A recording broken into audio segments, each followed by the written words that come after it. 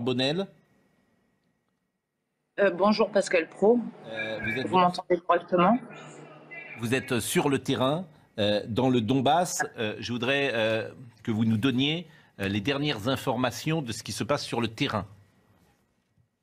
Alors oui, je vais vous les donner tout de suite, mais il ne faut pas oublier que depuis 2014, cette guerre a débuté. Dans le Donbass, ça est le berceau là où je me trouve. Les gens ici sont épuisés. Il y a eu beaucoup de morts, beaucoup de décès, beaucoup de massacres. L'aviation a pilonné le Donbass en 2014, l'aviation ukrainienne.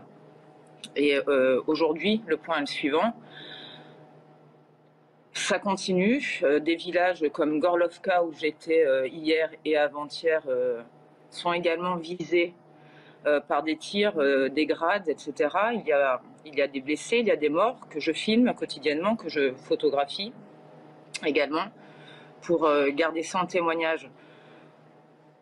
Je n'ai aucun message politique, mais sachez simplement que depuis une semaine, on parle de ce conflit, mais il dure depuis 8 ans. Il y a eu 13 000 morts. 13 000 morts. Les gens sont épuisés, ils se sentent tous ukrainiens. Et ce que je peux vous dire, c'est qu'ils sont très surpris que l'Europe se rende compte de la situation. Alors que pour eux, cette situation de bombardement, c'est de vivre dans des caves, etc., de recevoir l'artillerie lourde fréquemment. Je l'ai documenté en 2015. Pour eux, c'est un quotidien depuis 2014, je le répète. Ensuite, je vous interromps parce qu'il y a effectivement tout le monde ne comprend pas la situation aussi précisément, évidemment, que vous la vivez depuis de nombreuses années. Vous avez dit, et ça m'a surpris, tous les gens se sentent ukrainiens. Et vous avez rappelé que les bombardements étaient ukrainiens il y a quelques jours. Absolument. Mais quelque chose de grave que visiblement a échappé. La population du Donbass en 2014 a été ciblée par son propre gouvernement. La population russophone a été bombardée par le gouvernement de Kiev. Oui, voilà. J'ai toutes les preuves, donc je pourrais vous les fournir en rentrant en France. J'ai les images. J'ai un film là-dessus. C'est incontestable. Mais aujourd'hui, les bombardements ou les exactions, elles sont russes ou elles sont ukrainiennes? Du côté où je suis, elles sont ukrainiennes.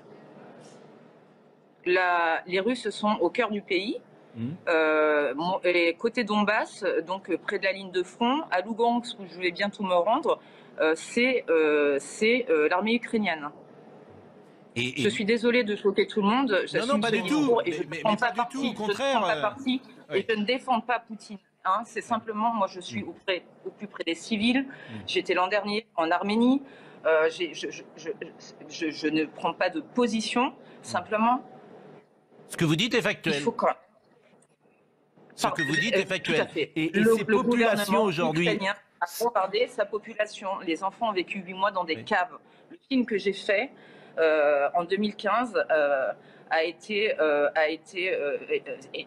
est une preuve de toutes ces crimes de l'humanité.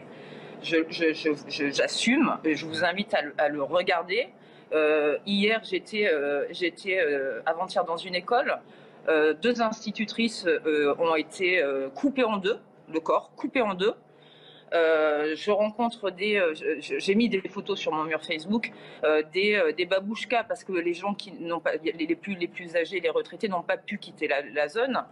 Donc les civils sont touchés, soit par l'artillerie lourde, soit par des grades. Enfin bon, je suis pas une spécialiste de l'armement. En tout cas, je vous confirme qu'ici, dans la région du Donbass, côté russophone, encore aujourd'hui, ça bombarde. Hier, Donetsk a été touché.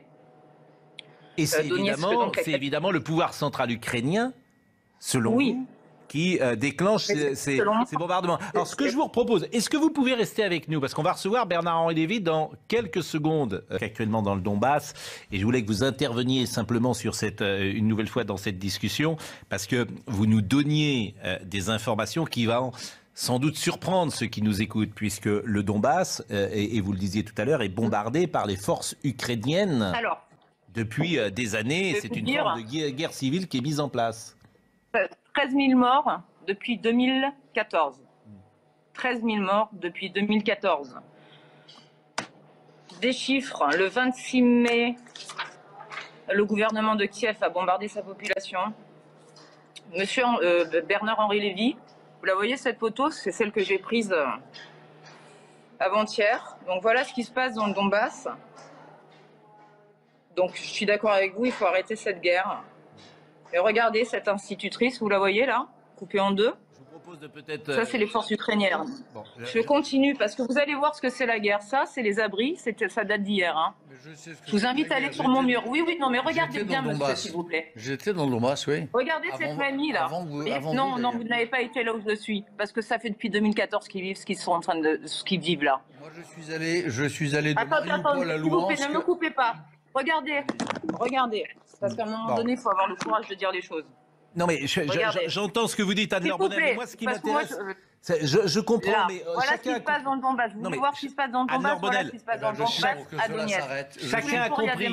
Je suis pour que cela s'arrête sans délai. Bon, ce qui m'intéresse, chacun a compris votre message. Je comprends qu'on n'a pas l'habitude de montrer la réalité de la guerre, mais la guerre, c'est pas une statistique. Anne-Laure Bonnel, c'est des morts, c'est des vous avez raison. Je comprends votre émotion et vraiment, mais simplement, moi, je veux comprendre pourquoi Zelensky, puisque c'est Zelensky, bombarde-t-il depuis 2014 les Ukrainiens du Donbass?